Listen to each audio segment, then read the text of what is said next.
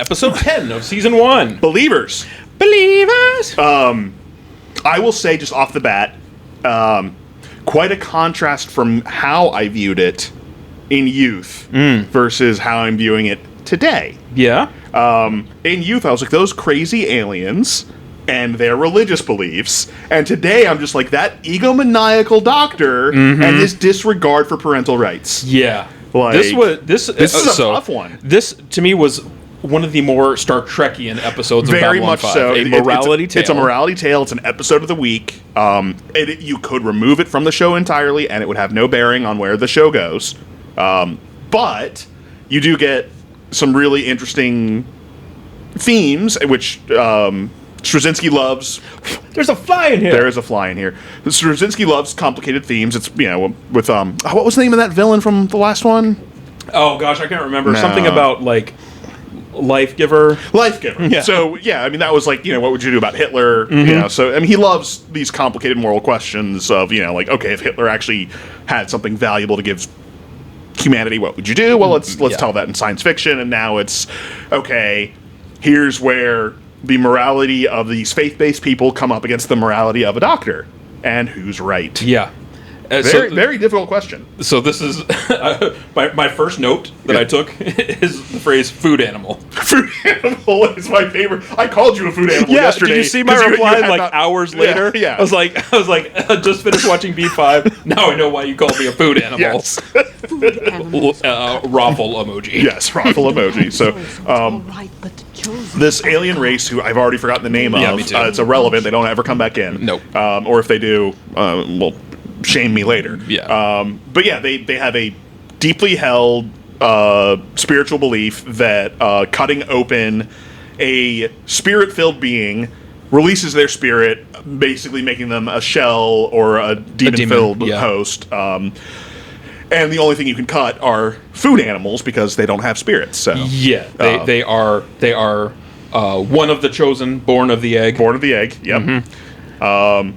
They're very stern. But they do love one another. It's clearly. They love their boy. They want to see him made well. So what's happening is their boy Sean. S-H-O-N. Yeah, because I looked it up. We don't have enough spellings of it's S-H-A-W-N or S-H-A-U-N. I will allow that derivation. But not I will seen. not allow scene. No, sorry, scene. Sorry, scene. Your name is Scene. I've had this conversation with several Scenes. Your name is Scene. Your parents didn't love you enough to put an H in your name. That's not on me. That is not on me. That's on you. Work that out with your mom and dad. Fighting words. So their son Sean has a problem with fluid filling in his lungs. It could easily be fixed with surgery. With surgery, yep. But they refuse to do it for the aforementioned religious reasons. And so our beloved doctor is. He's really torn about this whole thing because he starts off wanting to respect their beliefs, yes, but also wanting to save a life. Like he and his co-doctor Hernandez seem to be at opposite ends. Like she seems to be the one who wants to push, and he seems to be the one that wants to pump the brakes. But then you see another side of him where he's like, actually, I want them to get desperate so that they come around to my way of thinking. Yes. And one of the things I noticed in almost every scene, there's one or two that contradict this, but in almost every scene where Franklin's talking about it, it's so much more about him being right than it is about helping the kid. Yeah. It's really about his ego. Yes. And I did not pick that up 20 years ago when I watched it. 20 years ago, I was like, why aren't they helping their kid? Yeah, it's like, you can clearly fix him. Yeah. It's a cuckoo belief. Right. I've had surgery, I'm pretty sure my spirit is still intact. Yeah, I think. I don't know. It's like, does my minor arthroscopic surgery count? Can my spirit get out of a hole that big? I mean, yeah, the incision was only like, spirit big for me. Are this big, so, I think I'm okay. Couldn't quite squeeze out. Couldn't squeeze out, yeah. Yeah, so... What you do is you weigh yourself before surgery and after. Oh, yeah. 21 grams. 21 grams. Mm-hmm. Yeah, that's such a cool that's interesting. Whole other... Yes. Maybe another conspiracy corner another day. Maybe. We're not prepared for that. I have to research that one. I have not. No. Yeah, but watching this episode, I remembered it, but I didn't remember every detail. I just remembered the overall plot. And I thought that it was Hernandez who was going to step over the line. Right. Based on how it started. Yeah. So that was interesting, and we'll talk about it as it progresses. Right. So, we're getting ahead of ourselves, obviously, because there's so much to talk about. On top of the the main storyline. There's a very minor B plot with Ivanova. She's gone a little stir crazy being in command and control. Yeah. A freighter called the Asimov. I see what you did there. Huge fan of Asimov's writing. Don't judge a book by its cover, and don't judge a book by its Apple TV adaptations. Foundation is so ridiculously good as a novel series, and the Foundation TV show is good, but has nothing to do with, almost nothing to do with the books. Anyway, so she very heavy-handedly convinces Sinclair to let her go out in the fighter waiting to go he was going to, I think, get Garibaldi to go on the escort mission, and she's like, I've got 100 flight hours, and did a little temper tantrum, which was, And he's like, I've got a grand idea. My own original idea. How about I send you? He's like, if you really want to. Right. So looking at my notes, we kind of have already gotten to this point where Franklin is basically going along with the parents, offering them an alternative mineral oil and rest, and basically they're going to put the boy in med bay and watch him get worse, and he hopes that's enough to pull their heartstrings to come around to his way of thinking. But he just does not get that they sincerely believe what they believe. Yes, and that's not going to change just because their son gets worse. This is a real faith, right? And that's what's really interesting as this show goes on, is they bring faith, religion, God into a lot of this. Yes. And so the doc, Franklin, had gone to speak to Sheridan and basically say, I need you basically to order me or go to this extreme so I can perform the surgery and save this kid's life.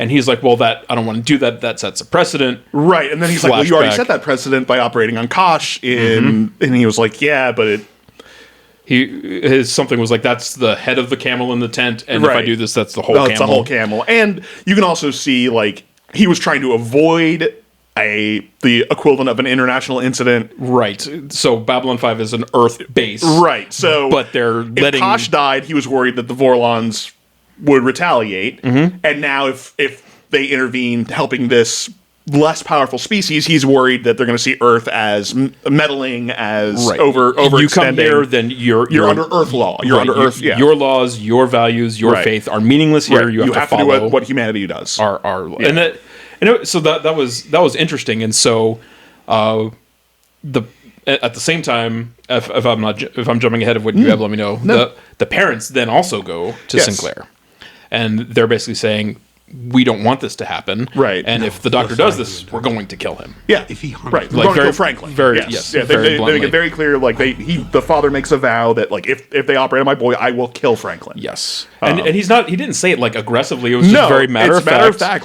My hands are tied. Yeah. You have put me in a position by my faith that I now have to kill the man that turned my son into a demon. Yep. So Franklin doesn't give them the answer that they want. No. And they say, so we see that it's just that Earth rules, essentially. And that's just, it is what it is. And he's like, well, I'm sorry that you assume that. Right. And then so they start going around to all the ambassadors. This is a great moment. I love going around to the ambassadors because it really shows you, again, because we're diving into cultural values here. And you get to see from the way each race says no to these people. And they all do. They do. You get the Narn, the Centauri, the Minbari, and the Vorlon all say no in their own unique ways, and it kind of gives you an insight into each. Yes. Jakar gives him a hard, fast no. He doesn't equivocate. He's like, there's no advantage here. It's all the chessboard. If I help you, I get nothing.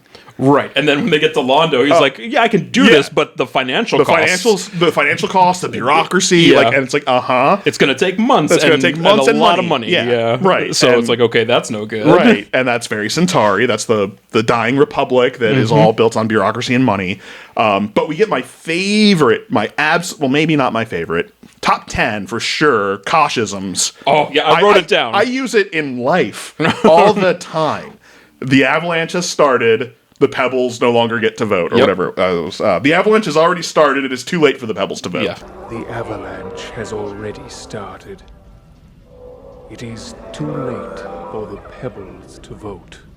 That's what I wrote down too. Yeah, because I was like, that's a great Kosh line. I have used that in life for 20 years. It's it's way too late to speak up. So, And then, of course, we get the Membari, because they're so religious, because they're so spiritual, they're like, which one of you is spiritually right? We don't know, and we can't intervene. We don't know if it's right to help the child from Earth's moral stance, or if it's right to stick with your beliefs. Like, this is not our faith, and we can't speak about which one of yours is right. Correct. And that leads to another scene of Franklin and Sheridan having a conversation. Well, if one religion is right, maybe all religions are right. Yeah. And maybe God doesn't care what you pray, just that you pray. Right. And, so it's a very... Because we have this here with Judaism, Christianity, and Islam, like the three Abrahamic faiths. Yep. So share a lot of similar backstory, but deviate very heavily. Very like the people that say you're praying to the same God. Do some research. Yeah. And then even within Christianity, just the divide between Catholic and Protestant. Right. And then once you get into the sects of Protestantism, it's still there are still deviations, although unless you get into like some of the more culty, you're pretty fine in any of them. But that's what lets us as Earth people right kind of relate. Earth food animals. Right, it lets us relate to this greater discussion. So while all of this is going on, of course, we have Ivanova and the B plot. A single raider ship shows up after they rendezvous with Asimov, and they're escorting it, and Ivanova breaks protocol. She does. So she has to do this because they have to get this ship to the jump gate. It's about an hour away or whatever it was. Yeah. There's 2 fighters. Right. It's a very small escort wing. Yeah.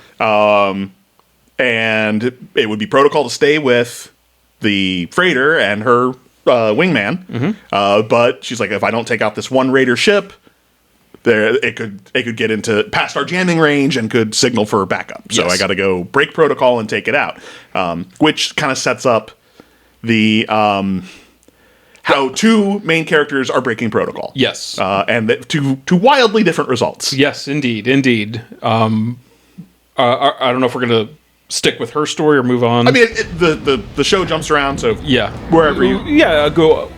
It was a lot of fun because she chases down this raider ship. Yeah, she gets it. She's like, yes, and then 12 blips or so show up on the screen. It's like, crap, no. Yep, and that's really all we see of her story until the end. Till the very end. Yeah, we really don't know what happens until the jump gate opens. Yeah, and I want to say her story is maybe 2 minutes of screen time. It's very short. It's very small.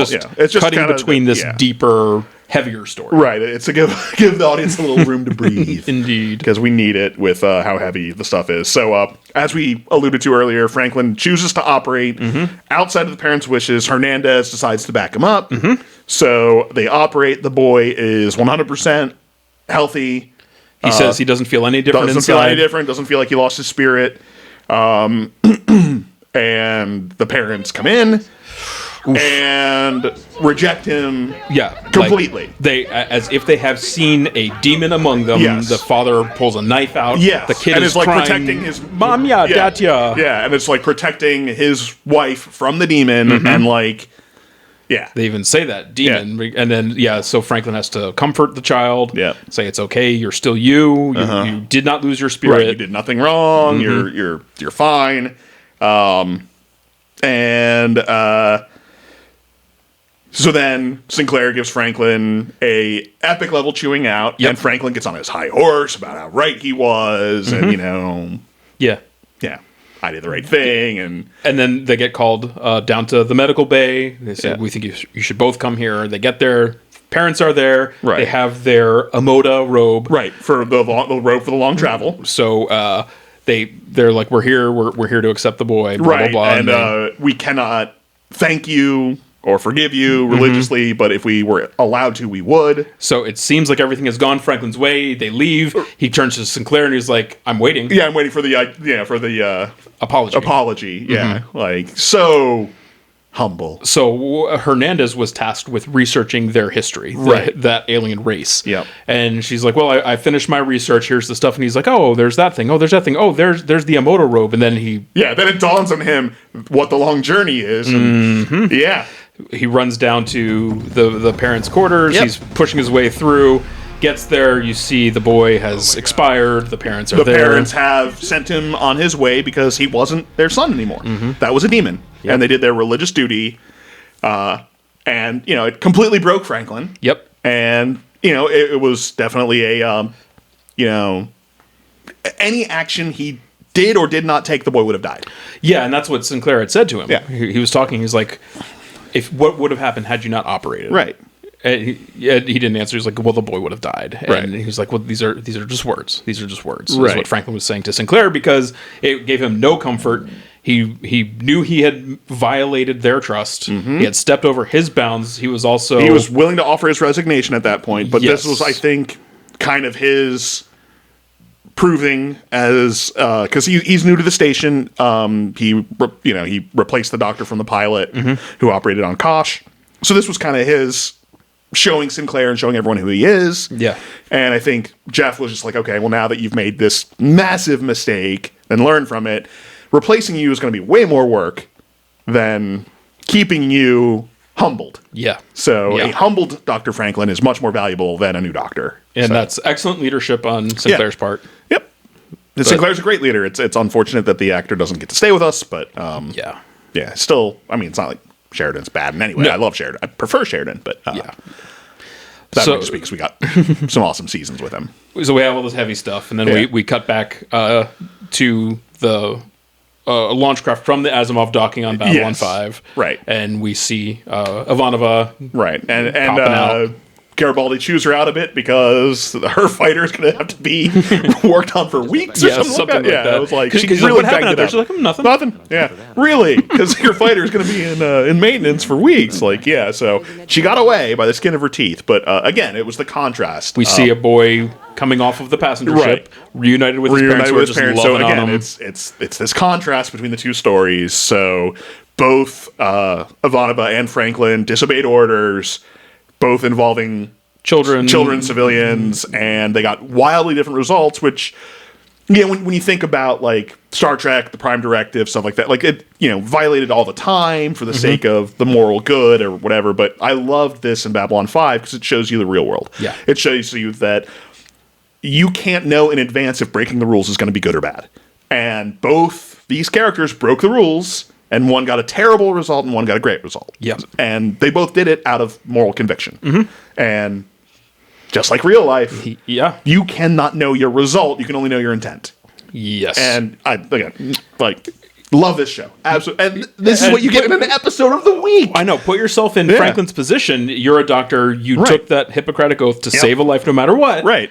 What do you do? And I- then put yourself in the parent's position. Like, this is morally, spiritually violating what I believe, and this man in power is trying to take that away from me. And all these other people in power on the station that we're Right. going to are not helping. us. What do you do? Like, Yeah. every last thing is difficult, like real life. Mm-hmm. I love it. I love this show. Yeah. They capture humanity. Yes, quite that's well. one of the wonderful things about science fiction. We've talked about it just personally for decades, that you get to tell heavy, deep, thematic stuff without offending anyone because you get to frame it with aliens and creatures. Like and, that classic Star Trek episode where there was that race of people. They were black on black one side, white on the other, and then it was and then mirrored. the other Yeah. race was Yeah, it was white on one. Like, yeah, and just it was like, why are you fighting? You're identical. they're like, no, we're not. Yeah. like we're clearly the opposite of one. Or like as heavy as it was in the Battlestar reboot when they dealt with suicide bombers. Yeah. It's like, well, like this is not anything political about what's going on in the real world. This was during the Iraq War when this was airing. Yeah, so there were suicide bombings, or maybe in Afghanistan. Yeah. Wait, there was a war there? Yeah, right. Well, we withdrew. It was fine. Okay. Getting in trouble. Anywho, yeah. So you get to address these very, very heavy ideas in a framing device that doesn't hurt. Yeah. So Yeah. The more sensitive folks aren't going to complain on Twitter. well, they will. They always do. Yeah. But I guess you're probably right. But I don't even was Twitter even around X, back they then? complain on X. I'm talking back then. They MySpace. They live journaled about it. Remember Yeah, live journal? I remember. Yeah. Angel Fire maybe. Zanga. Oh, Remember that one? yeah. GeoCities. They put it on their GeoCities website. Oh gosh. I had fun with GeoCities. Yeah, it was fun, back in man. the day. We made some good sites. I'm a web designer. I'm a web designer. GeoCities. Flames everywhere. Flames, I did animated. do that. Animated I flames. did do that for my old band's website. yeah. And it was Yeah, many like you flames do. as possible. Yeah, like put more flames on it. Yeah. All right, well, I guess That wraps up. we're done talking about this week's episode. It was fantastic. We're a couple weeks away from a really good one. I mean, no, the next one's good, but in 2 episodes, I think we get a really good one. Spoiler. Spoilers. So until then, we'll do the thing. Yeah, that